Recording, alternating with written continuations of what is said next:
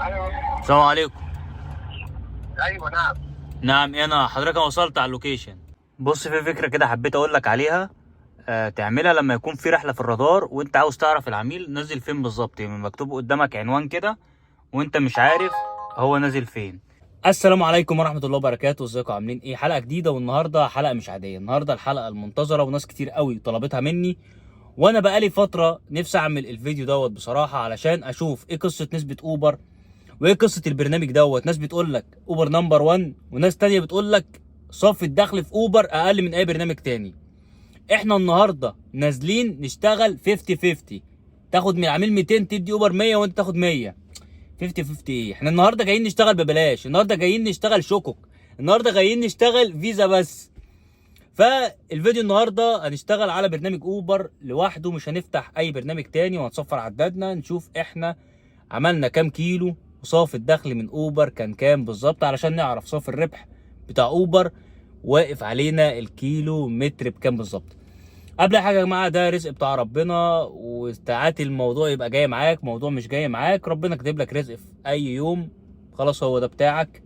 فما تركز في قصه الفلوس على قد ما انت تركز في قصه ان انا شغال صح، واشوف انا مشيت كام كيلو متر وصفيت كام بعد بنزيني وبعد مصاريفي. قبل اي حاجه اعمل لايك للفيديو ده وتشترك في القناه وفعل زر الجرس، صلي على النبي في كومنت. يلا بينا نبدا الفيديو.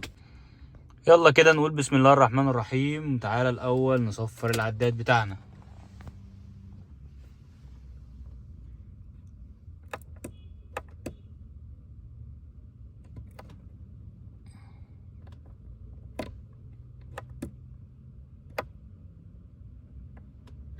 كده احنا صفرنا العداد.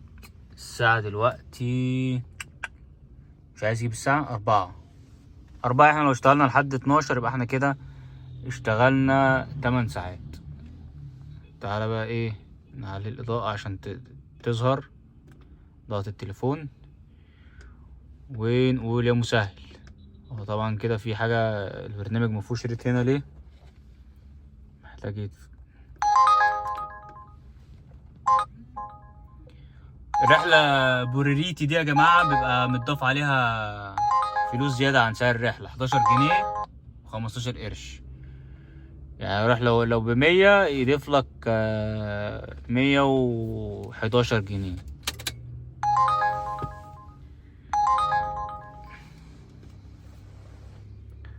طبعا مفيش خلاف ان برنامج اوبر من اكتر البرامج اللي بترن، يعني مش محتاجة اشرح لك، زي ما انت شايف كده.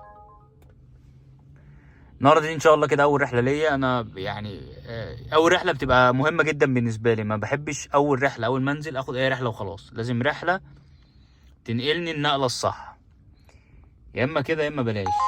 فباب شعريه هتروح هناك يا عيني تضيع يومك. النهارده الساعه 4، والنهارده يا جماعه يوم الخميس. عشان تكونوا عارفين، واحد اسالني انت بتعمل فيديوهات يوم الخميس ليه يا عم الحاج؟ انت بتنقي الايام اللي فيها شغل عشان تقول لنا ان انت جامد قوي؟ اقول لك حبيب قلبي، انا بنقي الايام اللي بيبقى فيها حركه علشان اعرف آه يبقى في تفاعل على البرنامج، او اي برنامج بشتغل عليه، علشان اعرف احسبها، وعلشان اعرف اصور لك واعرف اوريك الرحله دي ايه، والرحله دي تمام، الرحله دي مش تمام كده. الرحله دي حلوه بس رحله 6 دقايق، فاهمني ازاي؟ وبرضه هنعيد نفس الفيديوهات دي تاني في ايام عاديه، برضه نبقى شايفين، ولكن زي ما قلت لك هو ارزاق، يوم كده ويوم كده، يعني ملهاش مقياس يعني. فانا ممكن اعمل مثلا، اجرب اعمل واجهه ورايح دماغي، بس واجهه اوبر عبيطه قوي يعني. تعمل له واجهه مدينتي مثلا يجيب لك رحله اكتوبر، مش عارفين عايزين مننا ايه يا مسهل. طبعا كل لما انا بص دي يعني يعني 3 14 كيلو مش ماشي، هو بس العميل قريب، مش خد عشان العميل قريب بس ماشي، ده جنبينا هنا. انا معودكم ان اول رحله ليا بتبقى من المروتيه، بس انا النهارده يعني مش في الهرم، فنزلت اول رحله قاعد في مصر القديمه، فاخد اول رحله ليا من الفسطاط. احلى احساس في الدنيا لما تروح لحد نقطه الالتقاء وتبص هنا يلاقي كاتب لك ايه؟ مشوار مدفوع نقدا. كده انا هقفش، كده انا هاخد فلوس في ايدي. يعني الكلمة دي لوحدها بتفرح. بص هو كده العميل اتأخر، فاحنا ممكن نتصل بيه نشوف كده ايه هيقول لنا ايه. هو 5 نجوم ده لسه بيجرب البرنامج ولا ايه؟ ممكن يكون مش مصري ده.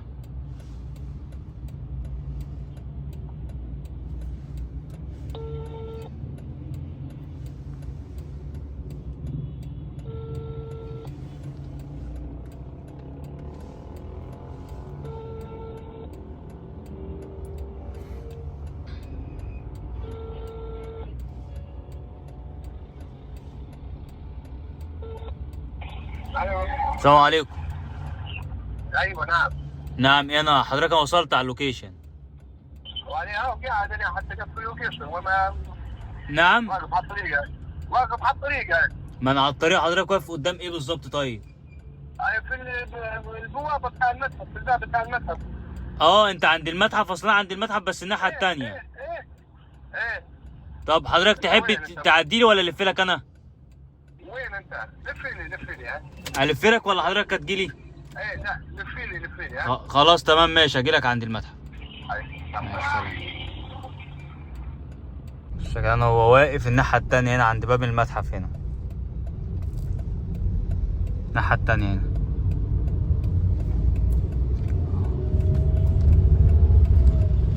طبعا بخير العميل الفلك ولا ما الفلكش، عشان ايه؟ في ناس تقولك يا عم ايه المشكلة ما تجيلي، هو الناحية التانية هنا.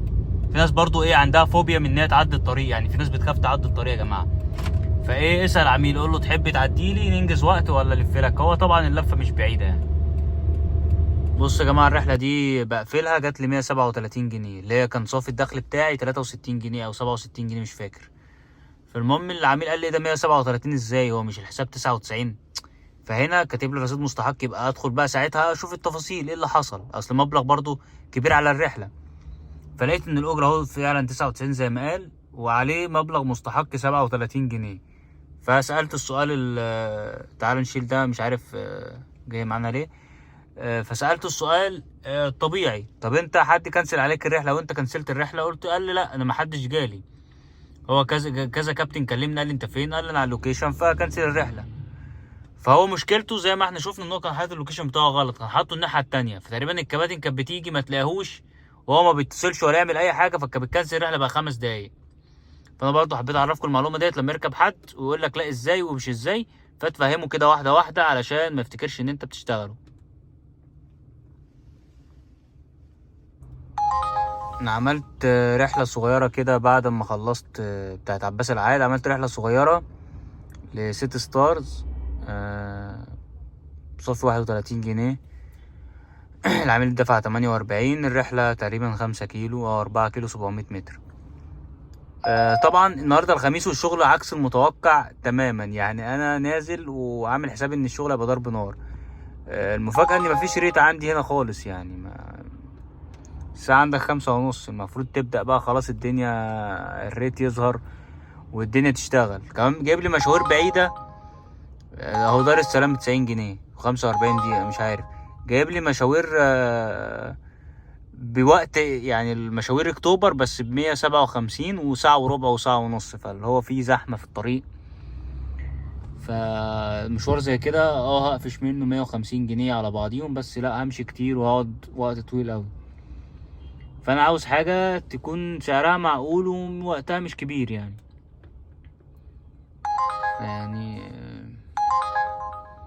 في نفس الوقت انا بص عامل 96 جنيه في ساعة بس، يعني مش قصدي في ساعة بس، يعني في ساعة ونص كتير قوي ان انا اخد فيهم 96 جنيه بس، يعني المفروض كده اخد رحلة طويلة بقى علشان تعوض الوقت ده، لان انا كده خدت رحلة صغيرة كده مع اشتغلت ساعتين 3 وما عملتش حاجة. فعايز اركز شوية، تكون رحلة طويلة او رحلة مش طويلة بس سعرها كويس. زي ما انت شايف الرادار كده قرف قرف. خدت رحلة كده التجمع، تعالى كده نشوفها مع بعض.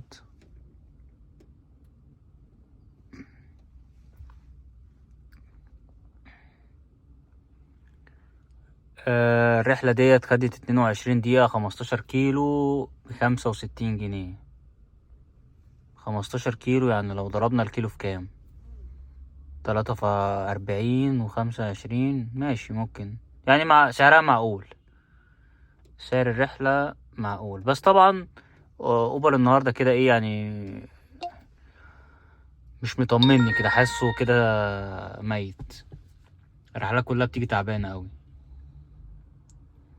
انا زي ما قلت لكم قبل كده، فكرة الواحد يربط نفسه ببرنامج واحد. امبابة طبعا، انا استحالة اروح امبابة. انا قصة الواحد يربط نفسه ببرنامج واحد مش قد كده يعني، مش احسن فكرة. طالما انت معاك برامج تانية، ما تزنقش نفسك مع برنامج واحد. بص، ناس في حاجة النهاردة، الرحلات كلها بتيجي من على بعد يعني. بص، 11 دقيقة وحاجات غريبة.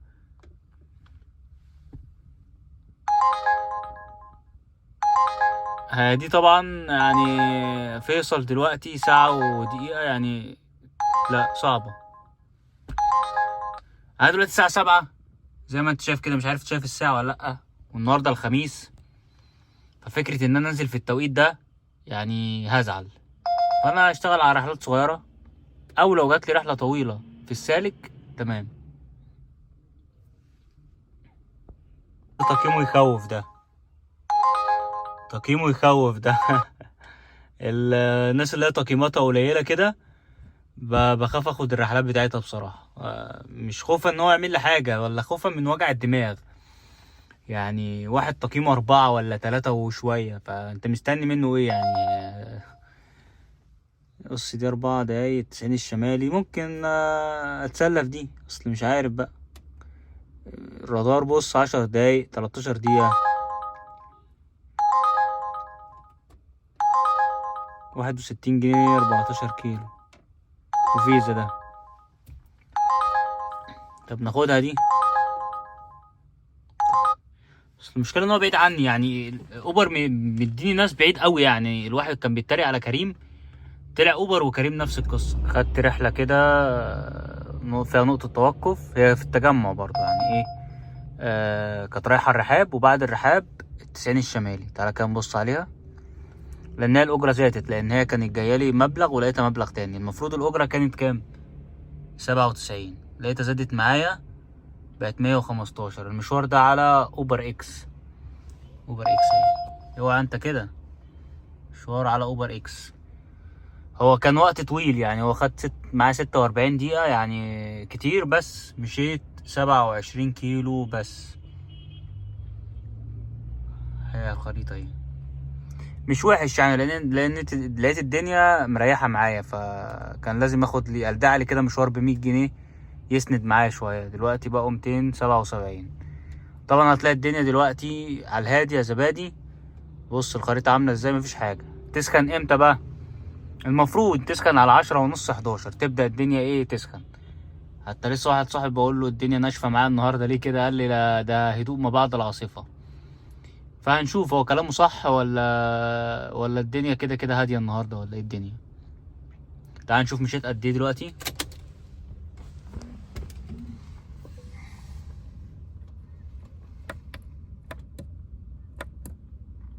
لحد دلوقتي ماشي 78 كيلو، يعني 78 كيلو يعني يا دوبك. طبعا انا ايه يعني بحاول على قد ما اقدر ما اطولش وقت الفيديو، لان ناس كتير قوي اشتكت في الموضوع دوت، فما بصور لكوش غير ايه الملخص كده على طول. مش عايز اطول في الفيديو يعني، او في حاجه مهمه بصورها لكم.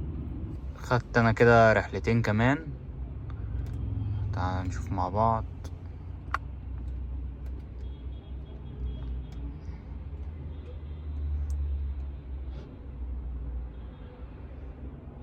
خدت واحدة أولوية اللي هي بوريتي ديت، من التجمع لجاردن سيتي. تعالى كده نشوف التفاصيل. 33 دقيقة 26 كيلو، صافي 123 جنيه، يعني حلوة دي جميلة. خدت واحدة بعديها على طول برضو، من وسط البلد للمقطم، 80 جنيه 15 كيلو، برضو بروريتي اللي هي الأولوية دي. ف سعرهم حلو دول، بس اللي هما الاتنين فيزا طبعا. كده معايا 508. مشيت 130 كيلو. الساعة دلوقتي 11:15، فاضل لي تقريبا ساعة واكون كملت 8 ساعات. بص، في فكرة كده حبيت اقولك عليها، تعملها لما يكون في رحلة في الرادار وانت عاوز تعرف العميل نزل فين بالظبط. يعني مكتوب قدامك عنوان كده وانت مش عارف هو نازل فين، تروح عامل ايه؟ دي يعني الموضوع ده ما بيعرفش تعمله في كل الرحلات. يعني رحلة زي دي ما تعرفش تعملها. طيب انا اقصد اقول لك ايه بقى يا عم، شو بقى؟ شفت دي؟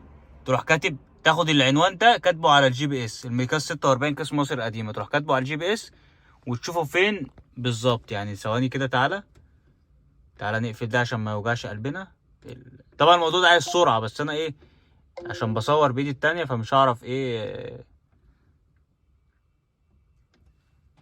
اهو.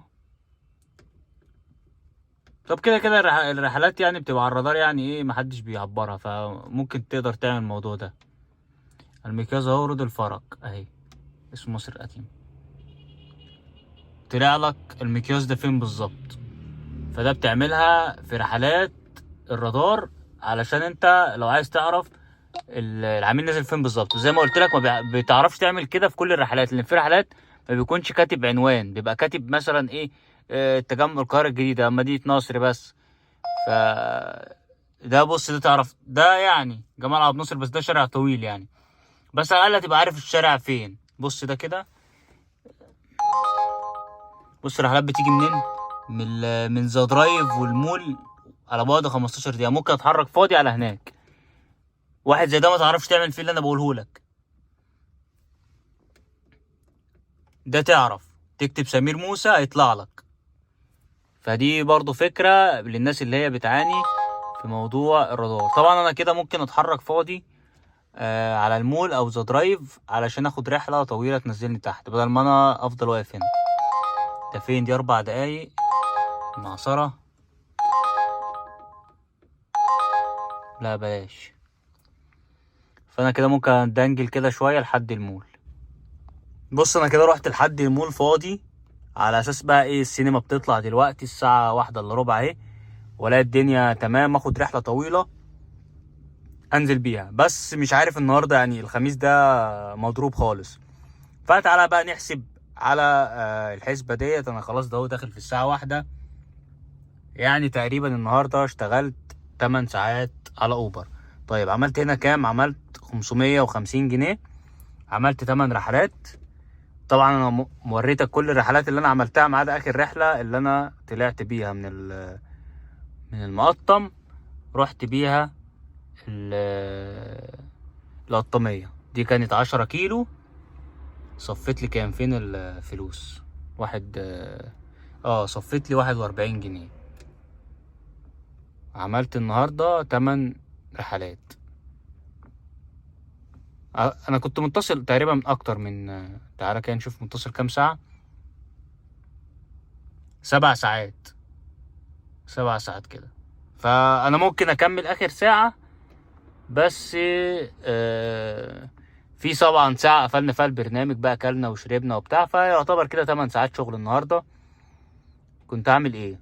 نشوف بقى انا مشيت كام كيلو. طبعا انا ممكن استنى وخلصت الفيديو لحد ما اخد رحلة من المول، بس انا حابب ان انا اخلص خلاص 8 ساعات على كده، وممكن اخد بقى اي رحلة من اي برنامج تاني. تعالى نشوف احنا مشينا كام كيلو.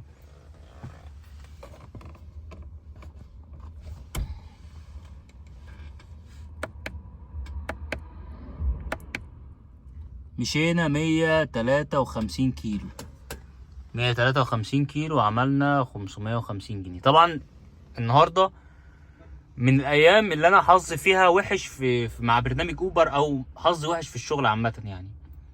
فزي ما قلت لك في اول الفيديو، هي ارزاق، يوم مش جاي معاك يوم جاي معاك، ولكن الحمد لله احمد ربنا في كل الحالات. ممكن غيرك يروح البيت ب 2000 جنيه مثلا، يعني انا يعني دي صيغه مبالغه عشان محدش يقول انا في حد بيعمل 2000 جنيه.